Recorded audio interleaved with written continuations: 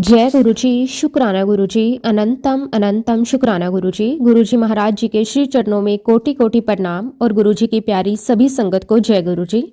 संगत जी, गुरु जी महाराज जी की महिमा को शब्दों में बांधना आसान नहीं है, क्योंकि जहाँ शब्द खत्म होते हैं वहीं से गुरु जी महाराज जी के चमत्कार शुरू हो जाते हैं। गुरु जी किसी एक रूप, एक नाम या एक देह में बंधे नहीं हैं। वो तो हर एक श्वास में बसते हैं जिसमें विश्वास है, हर उस आंसू में बसते हैं जिसमें पुकार है।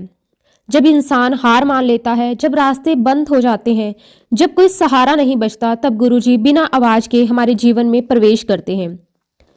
बस धीरे धीरे सब कुछ ठीक होता चला जाता है। यही तो गुरुजी महाराज जी का सबसे बड़ा चमत्कार है। गुरुजी महाराज हर पल हमें संभाल लेते हैं। वो दुख नहीं देते, वो दुख हर लेते हैं। वो मांग नहीं करते, वह केवल समर्पण चाहते हैं। संगत जी, आज का सत्संग बहुत ही सुंदर, बहुत ही प्यारा सत्संग है। गुरुजी महाराज जी की बहुत ही प्यारी और पुरानी संगत का सत्संग है। तो चलिए संगत जी, पूरे श्रद्धा भाव के साथ आज का ये सत्संग शुरू करते हैं। जय गुरु जी, शुक्राना गुरु जी, अनंतम अनंतम शुक्राना गुरु जी। जय गुरु जी, शुक्राना गुरु जी। सबसे पहले मैं गुरु जी महाराज जी के श्री चरणों में कोटि कोटि नमस्कार करती हूँ। गुरु जी की प्यारी सभी संगत को मेरी तरफ से प्यार भरा नमस्कार। जय गुरु जी, शुक्राना गुरु जी। सच में संगत जी, मैं अपने आप को बहुत बहुत भाग्यशाली और धन्य महसूस कर रही हूँ कि गुरुजी महाराज जी ने मुझे इस पावन अवसर के लिए चुना। उनकी महिमा का गुणगान कर सकूं और अपनी छोटी सी जीवन यात्रा में मिली उनकी अपार कृपा को आप सभी के साथ साझा कर सकूं। मैं तहे दिल से, पूरे मन और आत्मा से गुरुजी महाराज जी का शुक्राना करती हूँ। शुक्राना गुरुजी कि आपने मुझे इतना योग्य समझा। शुक्राना गुरुजी, आपने मुझे ये अवसर दिया कि मैं आपकी वड्याई कर सकूं। शुक्राना गुरुजी, आपने मुझ जैसे साधारण इंसान को अपनी कृपा की कहानी सुनाने का माध्यम बनाया। संगत जी, गुरुजी महाराज जी ने जो ब्लेसिंग्स मुझे दी हैं, जो आशीर्वाद मेरे परिवार को दिए हैं, जो सुरक्षा कवच उन्होंने हमारे चारों ओर बनाया, आज मैं उन सभी ब्लेसिंग को पूरी श्रद्धा और प्रेम के साथ संगत के चरणों में अर्पित करना चाहती हूँ। शुक्राना गुरुजी, अनंतम अनंतम शुक्राना। संगत जी, गुरुजी महाराज जी के साथ मेरी ये जर्नी कोई 1-2 साल की नहीं, ये यात्रा बहुत पुरानी है, बहुत गहरी है और बहुत ही भावनात्मक है। इस पूरी यात्रा के दौरान गुरुजी महाराज जी ने ना केवल मुझे बल्कि मेरे पूरे परिवार को अनगिनत आशीर्वाद दिए हैं। उन्होंने हमें सिर्फ सुख नहीं दिया, बल्कि हर कठिन समय में खड़े रहने की स्ट्रेंथ, सहन करने की शक्ति और विश्वास की डोर भी थमाई है। संगत जी, जीवन में कुछ क्षण ऐसे आते हैं जो इंसान को अंदर से तोड़कर रख देते हैं। ऐसा ही एक पल मेरी जिंदगी में तब आया जब मेरी माँ की अचानक से मृत्यु हो गई। संगत जी, उस समय मैं पूरी तरह टूट चुकी थी। ऐसा लग रहा था जैसे मेरे जीवन से सारी रौनक, सारी रोशनी, सारी खुशियां एक ही पल में चली गई हूँ। हर तरफ एक अजीब सा सूनापन था, मन में, दिल में और घर में। उस समय संगत जी, जब मैं खुद को बिल्कुल अकेला और बेसहारा महसूस कर रही थी, तब गुरुजी महाराज जी ने मुझे ये एहसास करवाया कि मैं ही तेरी माँ हूँ, मैं ही तेरा सहारा हूँ, मैं ही तेरा सब कुछ हूँ। संगत जी, वह केवल शब्द नहीं थे, वह गुरुजी महाराज जी की जीवंत अनुभूति थी। उस दिन के बाद मैंने कभी खुद को अनाथ नहीं समझा, क्योंकि मुझे पता था कि गुरुजी महाराज मेरे सर पर अपना भरा हाथ रखे हुए हैं। आज संगत जी, जब मैं अपने जीवन की यात्रा को पीछे मुड़कर देखती हूँ, तो मुझे स्पष्ट रूप से ये एहसास होता है कि जिस दिन से हम गुरुजी महाराज जी से जुड़े, उस दिन से गुरुजी हमें आने वाले हर समय के लिए तैयार कर रहे थे। उस समय गुरुजी महाराज जो बातें हमसे कहते थे, जिन बातों का अर्थ हमें तब समझ नहीं आता था, आज बातें हमारी ढाल बनी हुई हैं। आज की जो करंट सिचुएशन है, आज जिन परिस्थितियों से हम गुजर रहे हैं, संगत जी, गुरुजी महाराज हमें उसके लिए बहुत पहले से तैयार कर रहे थे। आज जाकर हमें समझ में आता है कि उस समय गुरुजी महाराज जी की कही हुई हर एक बात का अर्थ क्या था, उसका मतलब क्या था, उसकी गहराई कितनी गहरी थी। मुझे आज भी बहुत साफ साफ याद है वह समय जब गुरुजी महाराज जी ने अपना जन्मदिन मनाना शुरू किया था। गुरुजी के जन्मदिन पर सारी संगत कोई ना कोई भेंट, कोई ना कोई गिफ्ट लेकर आती थी। संगत जी, जब सारी संगत दर्शन करके चली जाती थी, केवल कुछ ही संगत शेष रह जाती थी, तो आप यकीन नहीं करोगे, गुरुजी महाराज एक छोटे बच्चे की तरह बेहद एक्साइटेड हो जाते थे। उस एक्साइटमेंट में गुरुजी महाराज एक एक करके सारे गिफ्ट खोलते थे। लेकिन सबसे सुंदर बात संगत जी ये होती थी कि गुरुजी महाराज उन गिफ्ट्स को अपने पास नहीं रखते थे। वह उन्हें खोलते और वहीं बैठी संगत में बांट देते। जैसे माता पिता अपने बच्चों के लिए खुशियां बांटते हैं, वैसे ही गुरुजी महाराज अपनी संगत के साथ हर चीज शेयर करते थे। इसी क्रम में संगत जी गुरुजी महाराज जी ने मुझे भी दीवार पर लगाने वाली एक लाइट दी। जब गुरुजी महाराज जी ने वो गिफ्ट मुझे दिया तो मैं उसे हाथ में लेकर सोचने लगी कि आखिर मैं इस लाइट को लगाऊंगी कहाँ। मेरे मन में बहुत से विचार चल रहे थे। संगत जी, मैं आपको एक और बात बताना चाहती हूँ। उस समय गुरुजी महाराज जी की प्यारी संगत सुदामा अंकल के फादर दरबार में कुक का काम करते थे। मैंने गुरुजी महाराज जी के दरबार में चलने वाली गुरबानी शब्दों की सेम कैसेट्स अपने घर पर भी रखी हुई थी। मैं अक्सर घर पर वही कैसेट लगाती थी। सुदामा अंकल के फादर मेरे घर आकर शब्द गुरबानी सुना करते थे। जब गुरुजी महाराज जी ने देखा कि मैं उस लाइट को लेकर गहरी सोच में डूबी हुई हूँ, तभी गुरुजी महाराज जी ने मेरी तरफ देखा और बड़े प्यार से मुझसे कहा कि जहां पर सुदामा का पिता बैठता है वहां उसके ऊपर ये लाइट लगा देना। संगत जी, बाद में जब मैंने ध्यान से उस लाइट को देखा तो मैंने नोटिस किया कि उस लाइट के ऊपर एक एंजल बना हुआ था। और संगत जी, ये गुरुजी महाराज जी की मेरे लिए ब्लेसिंग थी। संगत जी, उस समय शायद मैं पूरी तरह से समझ में नहीं पाई थी कि गुरुजी महाराज जी ने मुझे किस रूप में अपनी कृपा दी है, लेकिन आज जब मैं पीछे मुड़कर देखती हूँ तो साफ दिखाई देता है कि गुरुजी महाराज हर पल हर कदम पर मुझे पहले से संभाल कर चल रहे थे। संगत जी, जब गुरुजी महाराज जी ने अपना चोला छोड़ा तो मेरे भीतर एक ऐसा खालीपन आ गया जिसे शब्दों में बयां करना बहुत मुश्किल है। उस दिन मुझे पहली बार ऐसा महसूस हुआ कि अब मैं कहाँ जाऊंगी, किसके पास जाऊंगी, किससे अपने मन की बात कहूंगी। मैंने मन ही मन गुरुजी महाराज जी से रोते हुए यही कहा कि गुरुजी, आप ही तो मेरे माता पिता थे, आप ही मेरा सहारा थे। अब आप भी चले गए तो मैं किसके पास जाऊंगी, मेरे माता पिता अब कौन है। संगत जी, ये सवाल केवल शब्द नहीं थे, ये मेरे टूटे हुए दिल की चीख थी। क्योंकि जब तक गुरुजी महाराज हमारे बीच में थे तब तक मेरे जीवन का हर फैसला, हर उलझन, हर खुशी, सब कुछ सीधे गुरुजी महाराज जी से जुड़ा हुआ था। मुझे कभी किसी और के पास जाने की जरूरत ही नहीं पड़ी। संगत जी, मेरी आदत थी कि चाहे काम छोटा हो या बड़ा, मैं दौड़कर सीधे गुरुजी महाराज जी के पास जाती थी। कोई बात दिल में रोक कर नहीं रखती थी। कभी मन घबराया, कभी डर लगा, कभी खुशी मिली, हर भावना सबसे पहले गुरुजी महाराज जी के चरणों में जाती थी। यहाँ तक कि संगत जी, जब मैंने कंसीव किया तब भी मैं दौड़ दौड़ कर गुरुजी महाराज जी के पास जाती थी।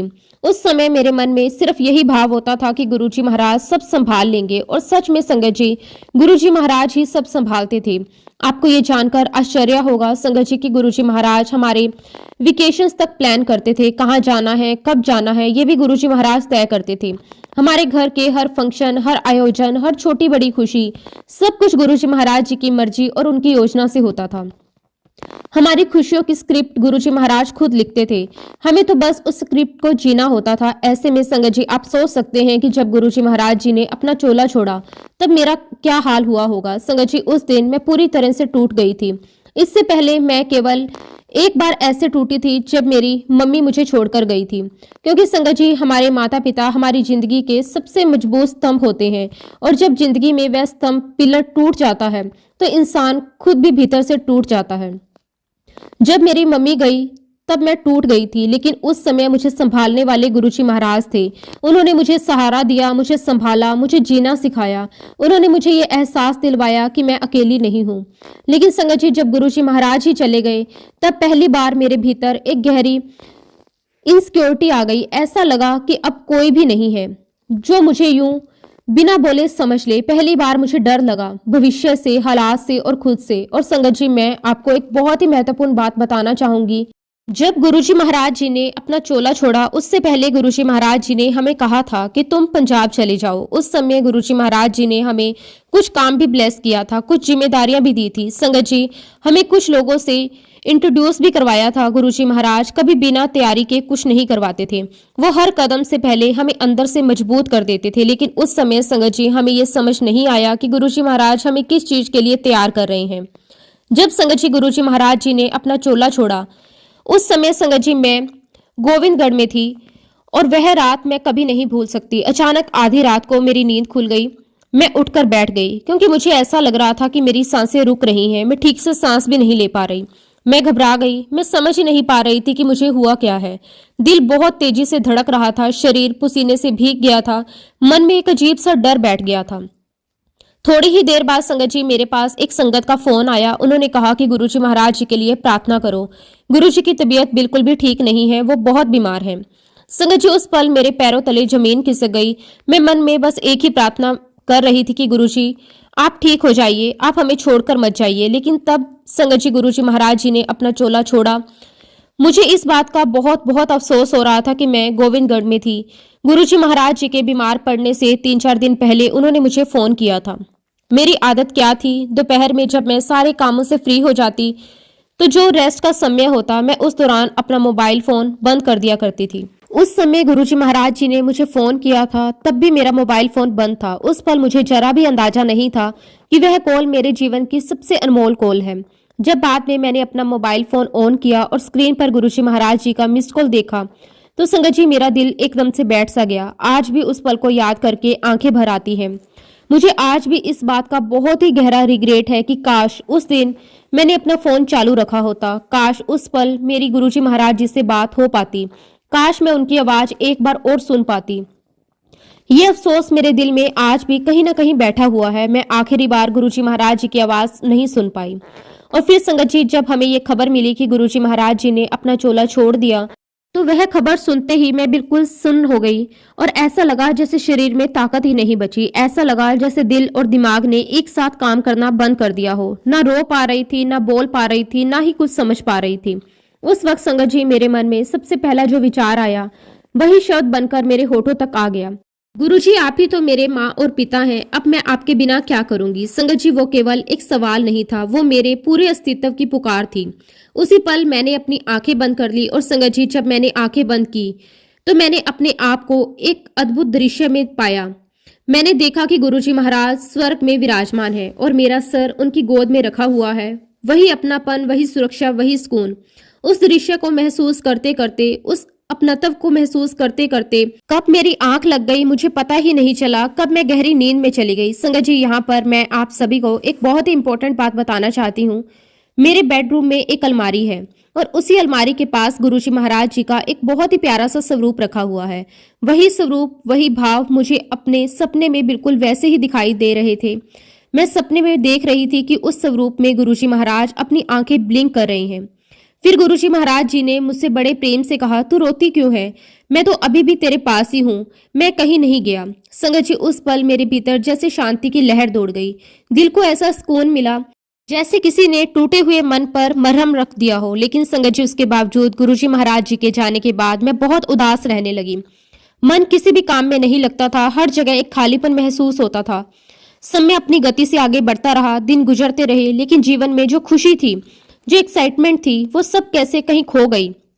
ऐसा लगता था कि मैं बस दिन काट रही हूँ, जी नहीं रही। इसीलिए संगत जी एक दिन हम सब ने मिलकर एक प्लान किया कि क्यों ना कहीं बाहर घूमने चला जाए, शायद माहौल बदलने से मन थोड़ा हल्का हो जाएगा। तो संगत जी हम 2-3 फैमिलीज मिलकर एक ट्रिप पर जाने का प्लान बनाने लगे। संगत जी उस ट्रिप में गुरुजी महाराज जी की एक बहुत ही प्यारी संगत फैमिली भी थी और उस फैमिली में जो आंटी थी उनका नाम था निर्मल।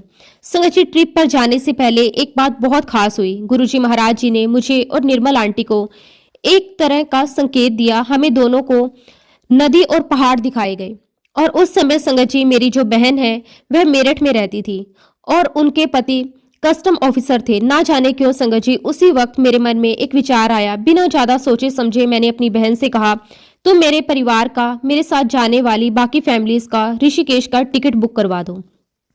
संगत जी आज तक मैं नहीं जानती कि उस वक्त मेरे दिमाग में ऋषिकेश का नाम अचानक क्यों आया। ये कोई प्लानिंग नहीं थी, कोई सोच समझकर लिया गया फैसला नहीं था, बस दिल से निकला हुआ एक नाम था। और फिर संगत जी अगले ही दिन मेरी बहन का फोन आया। उसने मुझे बताया कि सब लोगों की बुकिंग गंगा किनारे एक होटल में हो गई है। संगत जी तभी मुझे गुरुजी महाराज जी के दिए हुए संकेत की गहराई समझ में आई। गुरुजी ने मुझे और निर्मल आंटी को नदी दिखाई थी, पहाड़ दिखाए थे। गंगा किनारे का मतलब नदी और ऋषिकेश का इलाका मतलब पहाड़। संगत जी ये कोई इत्तेफाक नहीं था, ये गुरुजी महाराज जी की योजना थी। और संगत जी जब हम लोग ऋषिकेश पहुंचे, जैसे ही हम वहां पहुंचे तो ये देखकर हम सब हैरान रह गए कि सिर्फ हमारा ही फ्लोर ठीक था, बाकी पूरी बिल्डिंग के चारों तरफ रेनोवेशन का काम चल रहा था। कहीं तोड़फोड़ हो रही थी, कहीं पेंट का काम, कहीं मजदूरों की आवाज। पूरा होटल जैसे निर्माण स्थल बना हुआ था। लेकिन संगत जी जिस फ्लोर पर हमारी बुकिंग थी वह बिल्कुल शांत और साफ सुथरा था। संगत जी उस समय मेरे मन में एक ही सवाल घूम रहा था कि हमारी बुकिंग इस होटल में आखिर कैसे हो गई। जब चारों तरफ काम चल रहे हैं तो यहाँ रुकना तो मुश्किल होना चाहिए था। लेकिन संगत जी गुरुजी महाराज जी की योजना उस समय कौन समझ पाता। खैर मेरी बहन के पति कस्टम ड्यूटी में थे, उन्होंने पहले से ही सारा अरेंजमेंट कर दिया था। हमारे साथ एक लड़का भी रखा गया था जो हमारी देखरेख कर रहा था। उसने हमें बताया कि आप सभी के लिए गंगा किनारे जो आरती होती है उसकी बुकिंग पहले से हो चुकी है। उसने कहा कि आप सब लोग गंगा आरती में जरूर चलिए। ये सुनकर हमारे मन में भी बहुत उत्साह आ गया। लेकिन संगत जी, जब हम लोग गंगा आरती के लिए निकले तो वहां का नजारा देखकर हम घबरा गए। इतना ज्यादा रश था कि समझ ही नहीं आ रहा था कि हम घाट तक पहुंचेंगे कैसे। हर तरफ लोगों का सैलाब था। ऐसा लग रहा था कि एक कदम आगे बढ़ाना भी मुश्किल है। लेकिन संगत जी, आप यकीन नहीं करोगे, हम चलते जा रहे थे और रास्ता अपने आप बनता चला गया।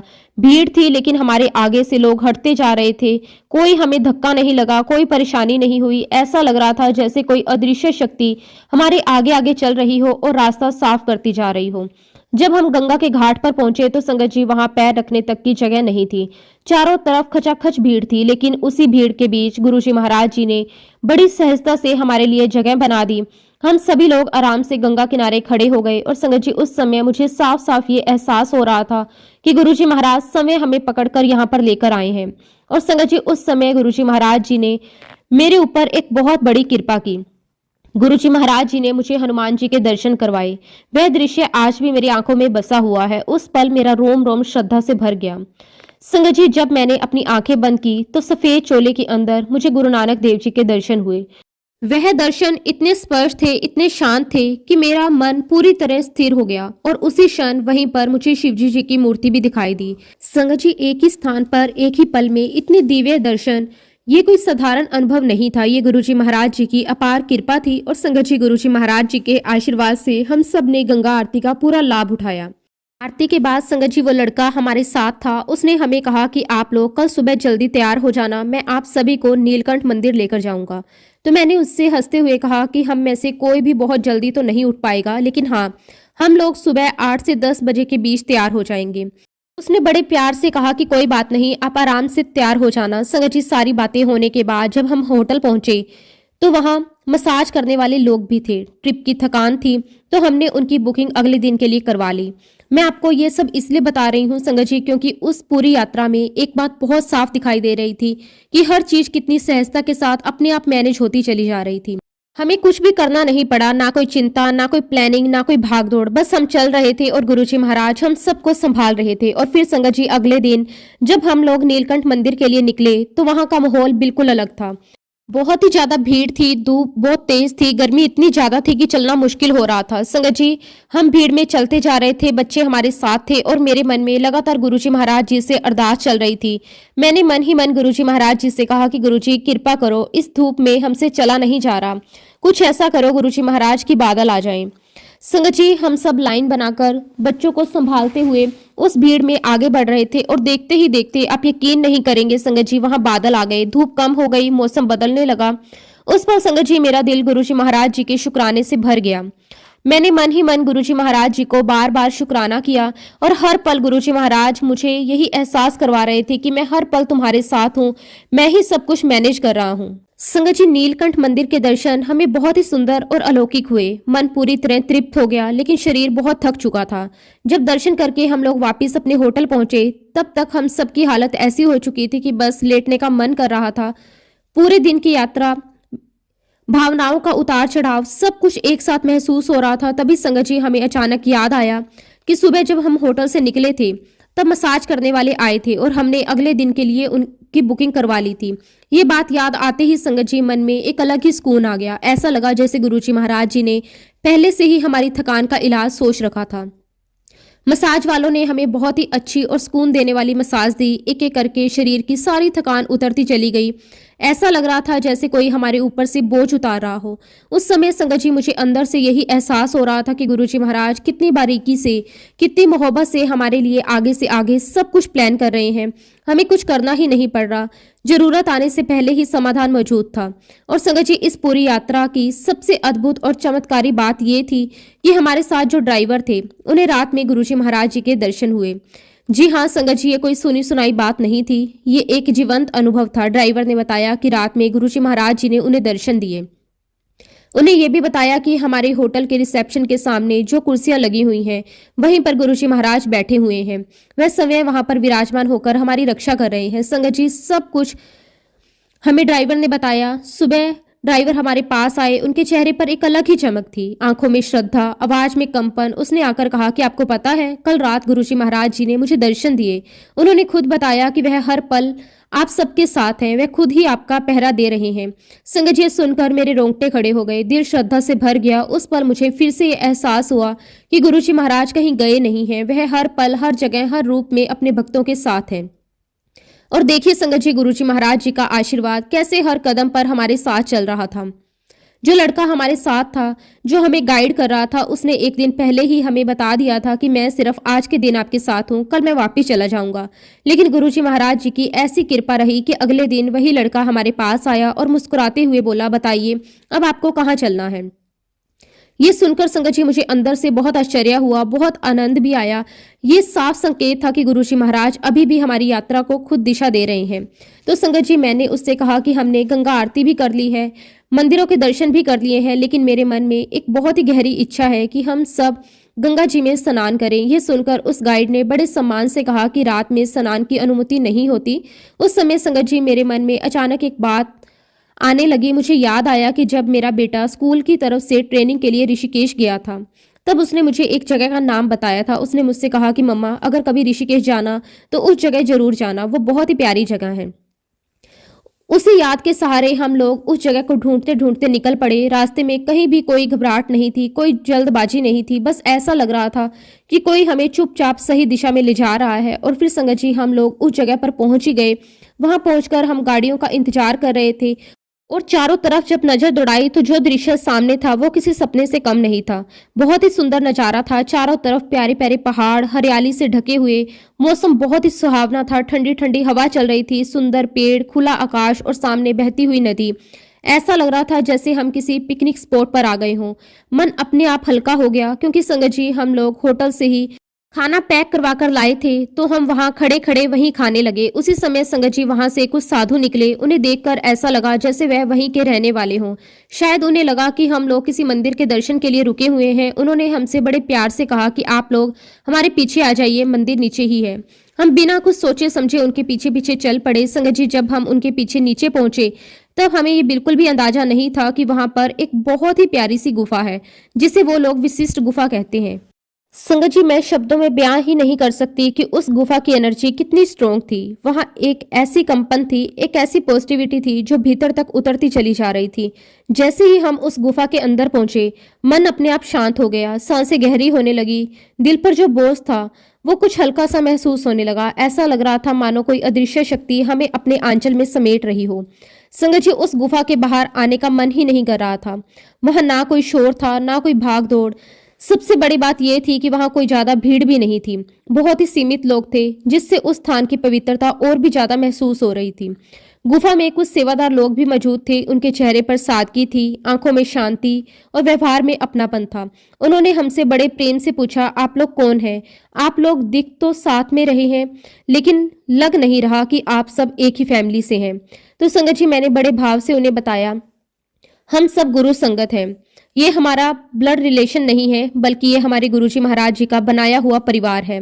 ये कहते हुए मेरा गला भर आया। मैंने आगे कहा, आज हमारे बीच में गुरुजी महाराज नहीं है, इसी वजह से हमारा मन बहुत दुखी है, बहुत ही भारी है। संगत जी, उन्होंने बड़े ध्यान से हमारी बातें सुनी, बिना कुछ कहे बस सिर हिलाकर हमें गुफा के अंदर बैठने के लिए कहा। वहां उन्होंने हमें आराम से बिठाया।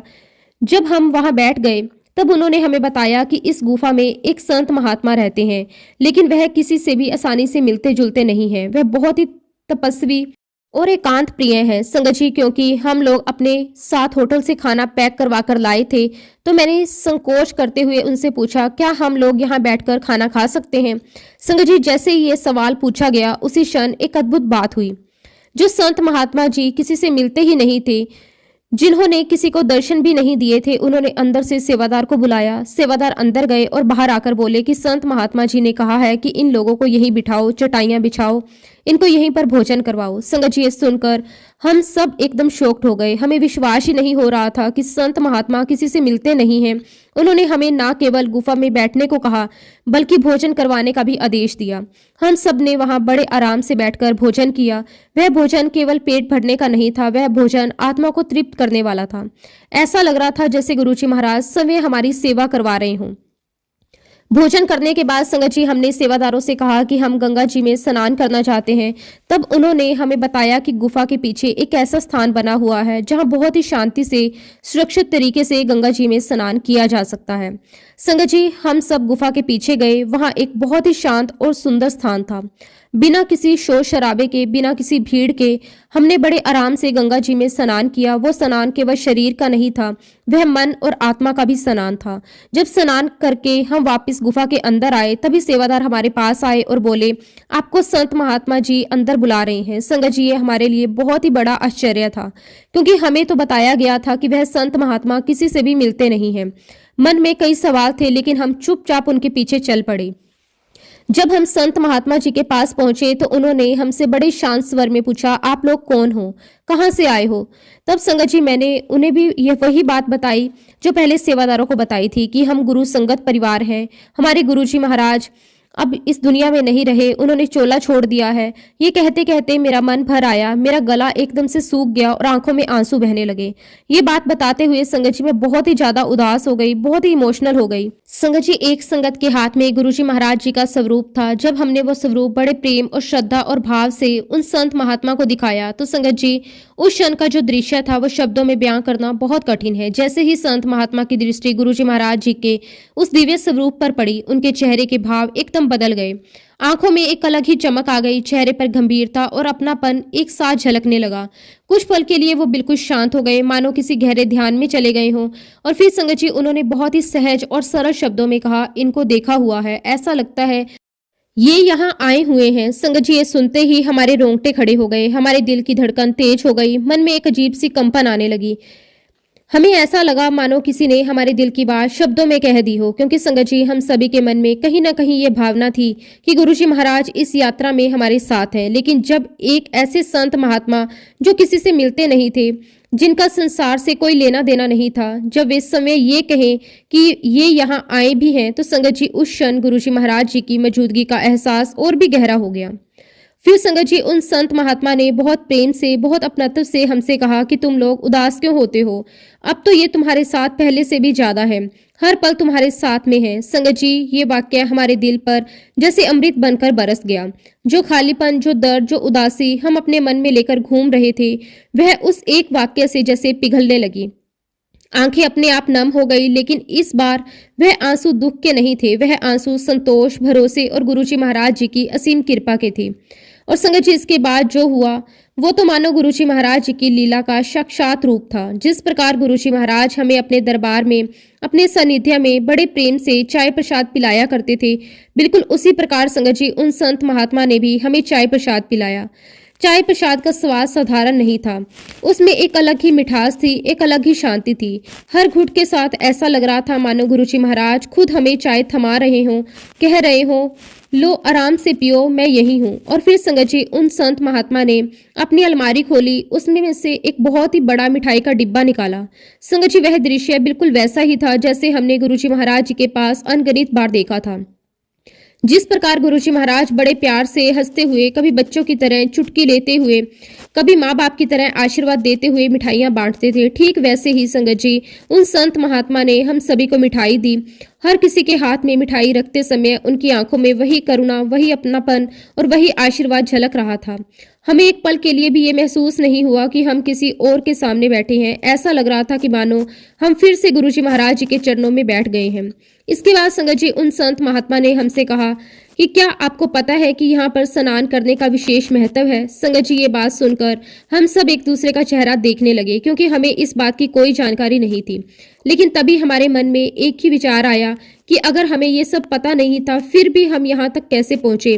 और फिर संगत जी हमें ये समझ में आया कि ये सब हमारी योजना नहीं है, ये गुरुजी महाराज जी की योजना थी। गुरुजी महाराज जी ने ही हमें यहाँ भेजा, गुरुजी महाराज जी ने ही हमें वहीं पर स्नान करवाया जहाँ का इतना विशेष महत्व है।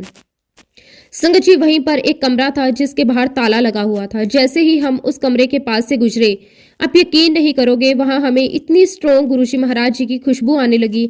वह खुशबू किसी इत्र या अगरबत्ती की नहीं थी, वह खुशबू तो बिल्कुल वही थी जो हम गुरुजी महाराज जी के सानिध्य में महसूस करते थे। उस खुशबू के आते ही हमारा मन बिल्कुल शांत हो गया। दिल ने गवाही दी कि गुरुजी महाराज यही हैं, इसी स्थान पर हैं, हमें देख रहे हैं, हमें आशीर्वाद दे रहे हैं। खैर संगत जी, गुरुजी महाराज जी के आशीर्वाद से हमारी ये पूरी ट्रिप बहुत ही सुंदर, बहुत ही यादगार और बहुत ही दिव्य रही। ऋषिकेश की यात्रा पर जाने से पहले संगत जी, एक दिन मैं गुरुजी महाराज जी को बहुत याद कर रही थी। मेरी आंखें बंद थी, मन पूरी तरह गुरुजी महाराज जी में लगा हुआ था। तभी संगत जी, गुरुजी महाराज जी ने मुझे टेलीपैथिकली बताया, तू सुखमनी साहिब का पाठ कर। संगत जी, उस दिन के बाद से लेकर आज तक मैं नियमित रूप से सुखमनी साहिब का पाठ करती हूँ। और संगत जी, मैं शुरू से ये चाहती थी कि मुझे सुखमनी साहिब का ऐसा गुटका मिले जिसमें हिंदी का अर्थ भी लिखा हो, ताकि मैं और भी भाव के साथ और भी गहराई के साथ उस पाठ को कर सकूं। मैंने इसकी बहुत तलाश की, कई जगह ढूंढा, लेकिन मुझे वह कहीं नहीं मिला। लेकिन संगत जी, जब हम उस विशिष्ट गुफा से बाहर आए तो पास में ही हेमकुंड साहिब के गुरुद्वारे के दर्शन करने गए। वहां भी जो अनुभव हुआ वह भी गुरुजी महाराज जी की कृपा का प्रमाण था। संगत जी, गंगा आरती के समय जब मैंने आंखें बंद की थी, मुझे सफेद चोले में गुरु नानक देव जी के दर्शन हुए थे। वही सेम पोस्टर, वही स्वरूप मुझे उस गुरुद्वारे में भी दिखाई दिया। ये देखकर मेरा मन भाव विभोर हो गया। संगत जी, जिस सुखमनी साहिब के गुटके को मैं इतनी देर से ढूंढ रही थी, वो मुझे वहीं उसी गुरुद्वारे की बुक स्टॉल पर मिल गया। जो गुटका मुझे कहीं भी नहीं मिल रहा था, वो गुरुजी महाराज जी ने मुझे समय वहां दिलवाया। और फिर संगत जी, हमने वहां पर गुरुजी महाराज जी के नाम का प्रसाद किया। हर पल हर क्षण गुरुजी महाराज हमें ये एहसास करवाते रहे कि वो हमारे साथ हैं। जब हमने ऋषिकेश का ट्रिप प्लान किया था, तो हमने सोचा था कि वहां जाकर हम सब मिलकर गुरुजी महाराज जी का सत्संग करेंगे, उनके बारे में बातें करेंगे। लेकिन संगत जी, वो पूरी यात्रा तो बिल्कुल भी हमारी योजना के अनुसार नहीं चली। वो यात्रा तो पूरी तरह गुरुजी महाराज जी की योजना थी। और तभी संगत जी, मुझे ये एहसास हुआ कि जैसे गुरुजी महाराज कह रहे हों, जब तुम इस ट्रिप से वापस लौट कर आओगे तब तुम्हें पता चलेगा कि तुम लोग यहाँ क्यों आए थे। और संगत जी, आज जब मैं पीछे मुड़कर देखती हूँ तो मुझे साफ साफ समझ में आता है कि ये यात्रा सिर्फ घूमने के लिए नहीं थी। ये यात्रा हमारे विश्वास को और भी गहरा करने के लिए थी, हमारे मन से उदासी को हटाने के लिए थी, हमें ये एहसास करवाने के लिए थी कि गुरुजी महाराज हर पल हमारे साथ हैं। जब हम यात्रा से वापस लौटे संगत जी, तब भी मेरा मन बहुत ही उदास रहता था। मन में यही सवाल चलता था कि अब मैं गुरुजी महाराज के बिना क्या करूंगी। लेकिन संगत जी, गुरुजी महाराज जी ने तब भी मुझे अकेला नहीं छोड़ा। एक दिन संगत जी, गुरुजी महाराज जी ने मुझे शेषनाग के दर्शन दिए। एक्चुअली संगत जी, गुरुजी महाराज जी ने जो मुझे दर्शन करवाए वह साधारण नहीं थे, वो बहुत ही गहरे, बहुत ही रहस्यमय और बहुत ही दिव्य थे। गुरुजी महाराज जी ने मुझे दिखाया कि जो मेरा घर है वहीं पर शेषनाग विराजमान है। संगत जी, वह दृश्य इतना स्पष्ट था, इतना जीवंत था, जैसे मैं उसे आंखों से नहीं बल्कि आत्मा से देख रही हूँ। और उसके साथ ही गुरुजी महाराज जी ने मुझे ये भी दिखाया कि जो समुद्र का पानी है वो मेरी खिड़की तक आ चुका है। संगत जी, उस पानी की लहरें, उसका विस्तार, उसकी गहराई, सब कुछ मेरे मन में एक अलग ही भाव जगा रहा था। ऐसा लग रहा था कि मानो कोई बहुत ही बड़ी शक्ति मेरे चारों ओर सुरक्षा का घेरा बना रही हो। और संगत जी, यहीं पर दर्शन समाप्त नहीं हुए। गुरुजी महाराज जी ने मुझे ये भी दिखाया कि उस शेषनाग के ऊपर स्वयं हनुमान जी खड़े हैं। हनुमान जी का स्वरूप अत्यंत तेजस्वी था, बल और करुणा का अद्भुत संगम। वह आशीर्वाद की मुद्रा में खड़े थे और उन्होंने मुझे अपना हाथ दिखाया, जैसे कह रहे हो, डरो मत, तुम सुरक्षित हो। संगत जी, उस क्षण मेरे मन में कोई डर नहीं था, कोई घबराहट नहीं थी, बस एक असीम शांति थी, एक अटूट भरोसा था। मैं ये बात बहुत अच्छे से जानती थी कि ये दर्शन गुरुजी महाराज जी ने करवाए हैं, इसमें कोई संदेह नहीं था। लेकिन संगत जी, मैं ये नहीं समझ पा रही थी कि आखिर इन दर्शनों का मतलब क्या है।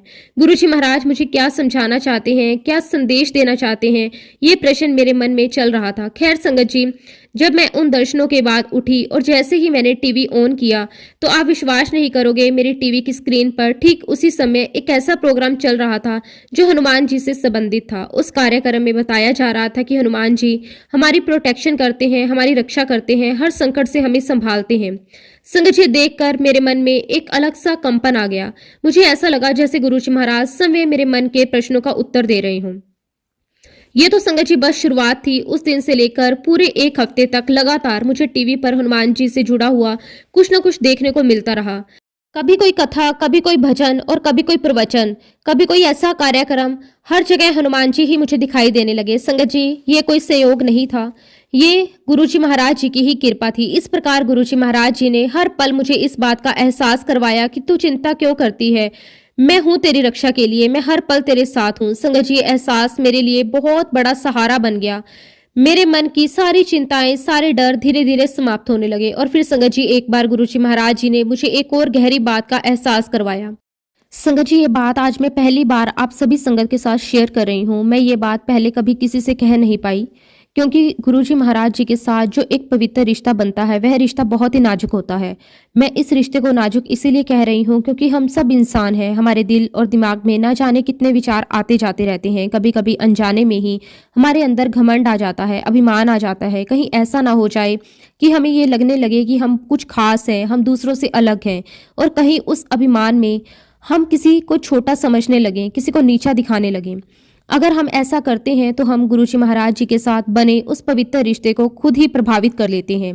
गुरुजी महाराज जी ने सिर्फ मुझे ही नहीं बल्कि हर एक संगत को इस बात का एहसास करवाया है कि मैं तुम्हारा हूं और तुम मेरे हो। आप ही सोचिए संगत जी, ऐसा कौन कर सकता है। आज गुरुजी महाराज जी की लाखों करोड़ों में संगत है, लेकिन फिर भी हर एक संगत के दिल में ये एहसास है कि गुरुजी महाराज सिर्फ उनके अपने हैं। हर संगत यही महसूस करती है कि गुरुजी महाराज उसका हाथ थामे हुए हैं, उसकी रक्षा कर रहे हैं, उसका मार्गदर्शन कर रहे हैं। संगत जी, इस पूरे सफर में गुरुजी महाराज जी ने मुझे बार बार ये एहसास करवाया कि अपने कर्म बहुत अच्छे रखने हैं, क्योंकि कर्मों की मार से कोई नहीं बच सकता। ना धन, ना पद, ना नाम, कुछ भी कर्मों के आगे काम नहीं आता। गुरुजी महाराज जी ने यह भी समझाया कि ये जो जीवन है वह क्षणभंगुर है। यह जीवन किसी भी पल समाप्त हो सकता है। किसी को नहीं पता कि अगला क्षण हमारे लिए क्या लेकर आएगा। संगत जी, गुरुजी महाराज जी ने यह भी एहसास करवाया कि अपने जीवन का हर एक पल खुशी के साथ जियो, अच्छे और सुंदर कपड़े पहनो, साफ सुथरा और पौष्टिक जीवन जियो, सब कुछ अच्छा करो, सबसे अच्छे से बात करो, सभी के साथ प्रेम और सम्मान से व्यवहार करो, क्योंकि संगत जी अंत में तुम्हारे साथ यही अच्छे कर्म जाएंगे। यही तुम्हारी असली पूंजी है, यही तुम्हारा असली धन है। और संगत जी, मुझे आज भी याद है जब गुरुजी महाराज जी ने चोला छोड़ दिया था, तब संगत जी मुझे कड़ा प्रसाद बनाना नहीं आता था।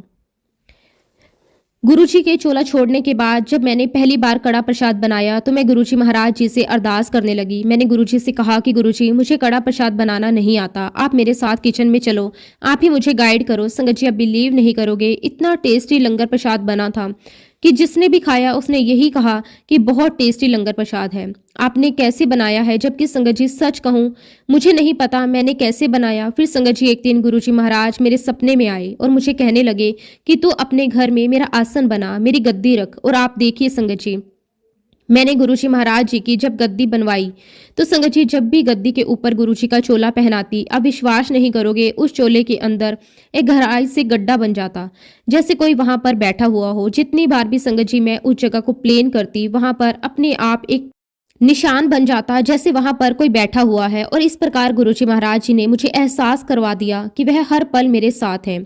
संगत जी, जब गुरुजी महाराज अपने फिजिकल फॉर्म में थे तब संगत जी मुझे साइनस की बहुत ही ज्यादा समस्या थी। और एक दिन संगत जी मैं एक होम्योपैथिक डॉक्टर के पास गई, उसने मुझे दवाइयां दी और वो दवाइयां लेकर मैं सीधे गुरुजी महाराज जी के पास चली गई। मैंने जाते ही गुरुजी से कहा कि गुरुजी, दवाइयां लेकर आई हूँ, मुझे साइनस की प्रॉब्लम है। तब संगत जी गुरुजी महाराज जी ने मुझे कहा कि अच्छा ला, ये दवाइयां मुझे दिखा। जैसे ही संगत जी मैंने गुरुजी के हाथ में वो दवाइयां रखी, गुरुजी ने उस डिब्बे में से 2-4 दवाइयां खा ली। आप जानते हैं संगत जी कि होम्योपैथिक दवाइयां मीठी लगती हैं। गुरुजी महाराज जी ने उस डिब्बे में से दवाइयां खाई और मुझे कहा कि तू उस डॉक्टर के पास जाया कर।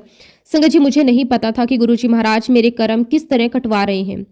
मैं जब भी उस होम्योपैथिक डॉक्टर के पास जाती, मैं हमेशा उनसे गुरुजी महाराज जी के सत्संग शेयर करती, मैं उनके साथ बैठती, गुरुजी की महिमा का बखान करती। मैं नहीं जानती थी कि गुरुजी महाराज इस प्रकार मेरा कर्म कटवाने के लिए वहां मुझे भेज रहे हैं।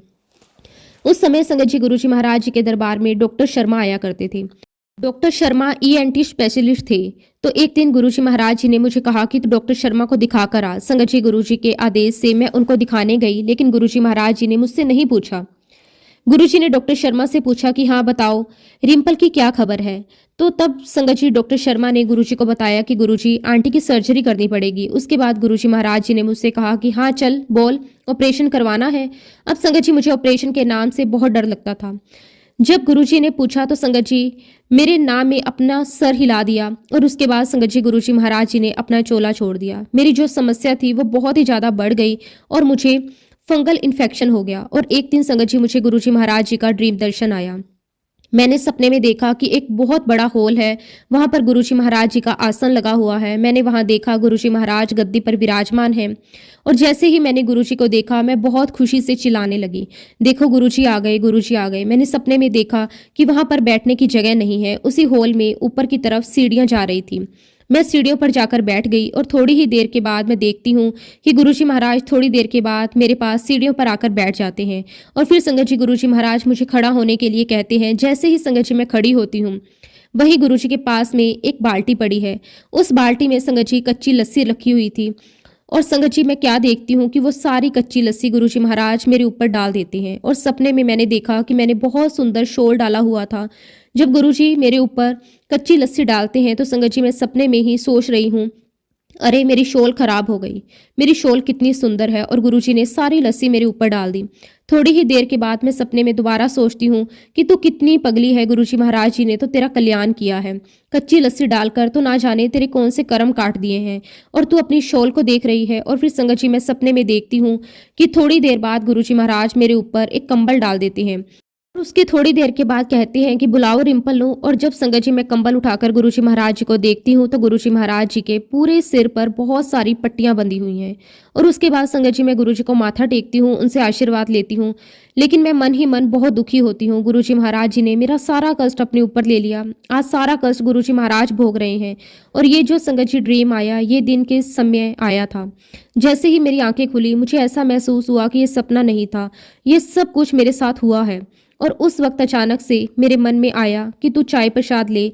और जब संगत जी मैंने अपने सर्वेंट को चाय बनाने के लिए कहा, मैं संगत जी शब्द कुर्बानी लगाकर गुरुजी महाराज जी के सामने बैठ गई और उनका बहुत बहुत शुक्राना किया।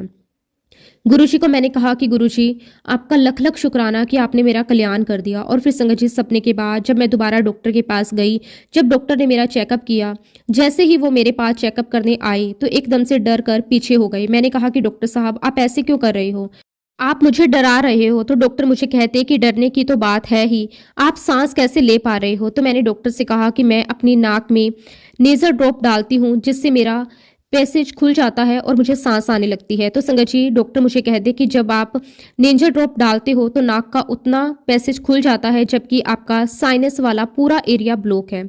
आप ऐसा करो कि अपने सारे टेस्ट करवाओ। और जब संगत जी मैंने सारे टेस्ट करवाए, मुझे टेस्ट से पता चला कि मुझे बहुत ही ज़्यादा फंगल इन्फेक्शन हो चुका है। अगर मैं उस समय ये टेस्ट नहीं करवाती तो ये फंगल इन्फेक्शन मेरे स्कल में चला जाता। और फिर संगत जी गुरुजी महाराज जी के आशीर्वाद से मेरी सर्जरी हुई और डॉक्टर ने मुझे साफ हिदायत दी थी कि आप 5 साल तक अपना बहुत ध्यान रखोगे, ये फंगल इन्फेक्शन दोबारा नहीं होना चाहिए। लेकिन संगत जी गुरुजी महाराज जी के आशीर्वाद से मुझे 1% भी कोई समस्या नहीं आई। गुरुजी ने मुझे बिल्कुल ठीक कर दिया। बस मैं ये जरूर कहूंगी कि शायद गुरुजी महाराज जी को मुझे उस प्रक्रिया से निकालना जरूरी था, क्योंकि संगत जी ये मेरे कर्मों की मार थी, मेरे कर्म कटवाने थे गुरुजी महाराज जी को। तो गुरुजी महाराज जी ने मुझे उस प्रक्रिया से निकाला। मैं यहाँ पर ये बात बताना चाहती हूँ कि जब मैं गुरुजी महाराज जी से जलंधर मंदिर में मिली थी, तब ना जाने कितनी बार गुरुजी महाराज जी ने मेरी बॉडी पर पान के पत्ते लगाए थे। मैं नहीं जानती संगत जी कि गुरुजी महाराज जी ने मेरे कौन कौन से कर्म काटे, किस किस बीमारी से गुरुजी महाराज जी ने मुझे छुटकारा दिलाया। उस वक्त तो संगत जी मुझे इस बात का एहसास नहीं था, लेकिन आज जब मैं सोचती हूँ तो मुझे इस बात का यकीन हो जाता है कि गुरुजी महाराज जी ने ना जाने कितने मेरे कष्ट काटे थे, कितनी ही परेशानियों से मुझे बाहर निकाला था। शुक्राना गुरुजी महाराज, आपका अनंतम अनंतम शुक्राना।